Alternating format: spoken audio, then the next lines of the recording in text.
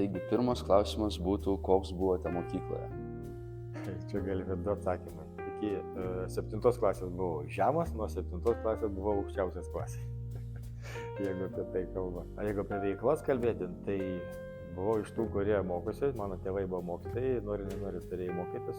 Iš pradžio nenori, o paskui po kelių metų jau nori, nes supranti, kad turi įgūdžius mokytis, kai mokaisi, tai informacija įsisavini greitai ir tada jinai jau ta informacija, kurią tu pamokose gauni, jinai tau padeda apskritai formuotis kaip žmogui. Jeigu esat matę, kaip randasi ledas, tai ne iš karto atsiranda, taip iš lėto.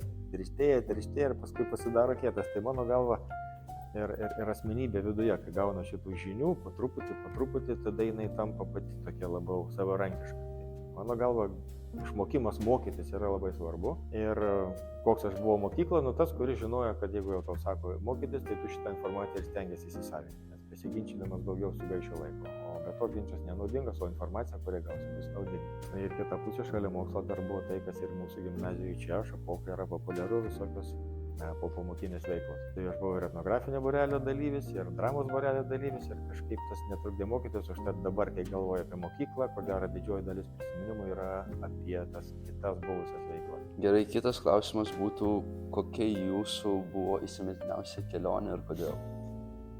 Įsimintiniausia kelionė, gyvenimo įvykis, matyt, buvo 91 metų kalėdų kelionė į Pietų Ameriką. Tai buvo ką tik Lietuva tapus nepriklausoma, apie užsienį gyvendami sovietinėje Lietuvoje mes galvojam taip pat kaip apie Mėnulį. Pavyzdžiui, nuskristi į Ameriką arba nuskristi į Angliją buvo tas pats, kas nuskristi į Mėnulį.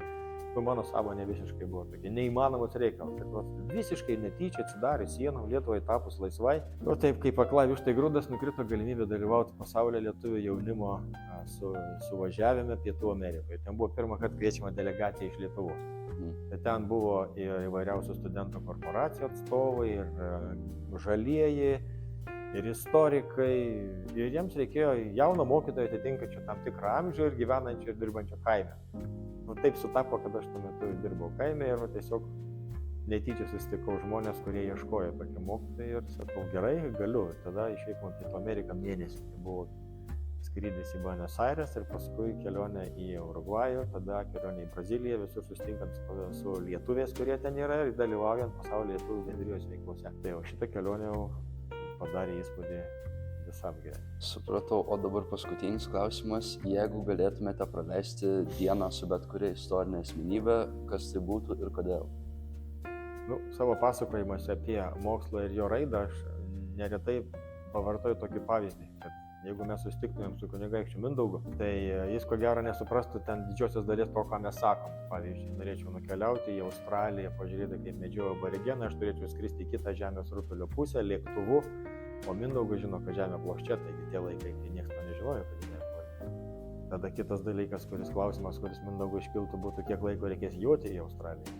Mes šiandien suprantam, kad tai neįmanoma, reiktų skristi lėktuvu, kuris iš metalo, kuri tilptų pusę Mindaugo kaimo su visais žirgais ir gyvūnais. Tai tuo metu žmogui yra visiškai nesuvokiama tai, kas yra suvokiama mums. Būtų labai įdomu pabendrauti su tokia istorinė asmenybė, bet tuo pačiu metu ir visiškai neaišku, kaip tai vyktų, nes mūsų pasaulėžiūros gana skirtingas. Todėl jeigu grįžti į tokį labiau apčiuopiamas santykį su istorinė asmenybė, aš matyt rinkčiausi tokį astronomą Bernardą Kodaitį, kuris Lenkams užėmus Vilnių kartu su sostine iškeliavo į Kauną įsteiginėti ten universitetą. Ir Kaunas kaip laikinoji sostinė turėjo universitetą ir ten reikėjo statyti observatoriją. Tai va čia man būtų labai įdomu pabendrauti su Bernardu Kodaičiu, kaip jis statė, kodėl statė, nes šiandien ta observatorija nėra išlikusi. Man kaip astronomija labai stipriai besidominčiam šitas klausimas būtų labai įdomus ir įtariu aš su Kodaičiu susišnekėčiau, nes mūsų pasaulėžiūros daugiau mažiau panašesnė.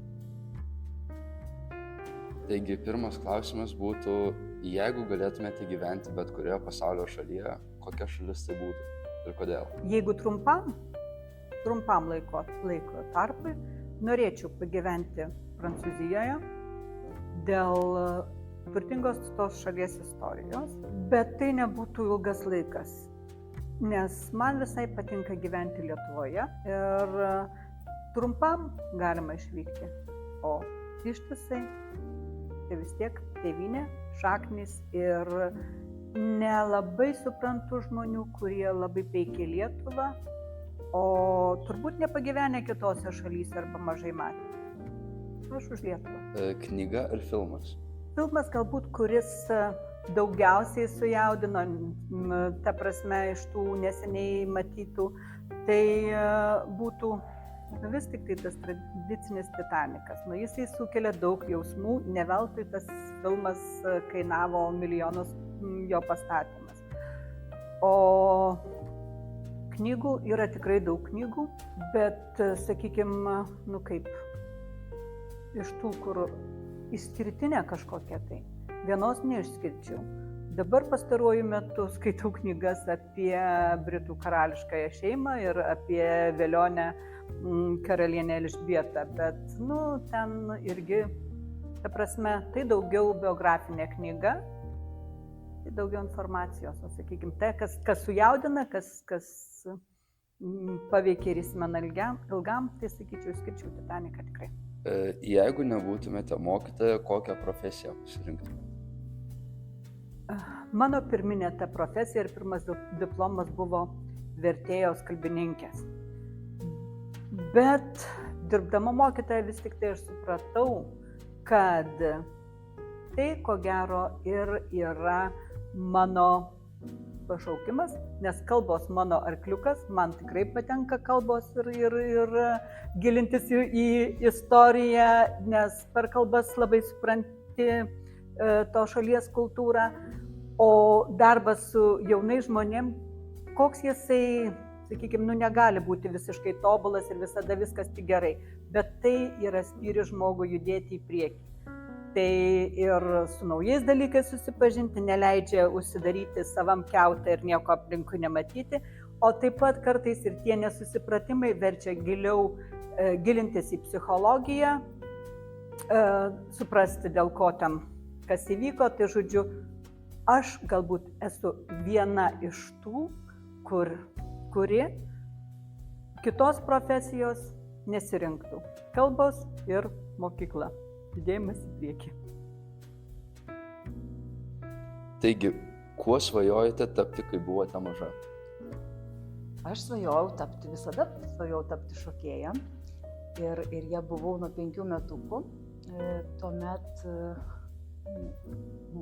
pati šokau ir šokau iki 12 klasės ir 12 klasėje aš jau žinojau, kuo aš būsiu, nes aš išvažiavau tada studijuoti šokio pedagogiką. Koks jūsų mėgstamiausias metų laikas ir kodėl? Pavasaris, žinoma, kadangi bunda gamta, man labai patinka būti gamtoje, labai patinka, kai būna šilta, kai šviečia saulė, tai tiesiog todėl, kad ir šiaip tai aš esu gimusi dar pavasarį. Ir paskutinis klausimas, taigi kava ar arbata? Arbata, nes kavos negeriu, nemėgstu.